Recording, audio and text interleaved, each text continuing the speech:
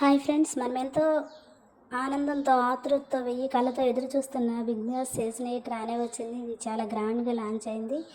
ఎప్పట్లాగే host Nag sir ఆయన చెప్పిన విధంగానే లాట్స్ ఆఫ్ ఫన్, ప్రతిదీ కూడా లాట్స్ ఆఫ్గా దొరుకుతుంది మనకి. ఇందులో ఫస్ట్ కంటెస్టెంట్గా వచ్చింది. తన బడ్డీని సెలెక్ట్ చేసుకోమంటే నిఖిల్ని సెలెక్ట్ చేసుకుంది.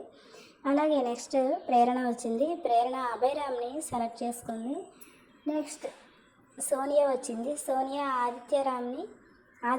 ఆదిత్య ఓంని సెలెక్ట్ చేసుకుంది.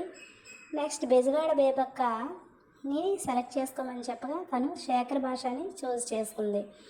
నెక్స్ట్ కిరాక్ సీత ఎంట్రీ అయింది.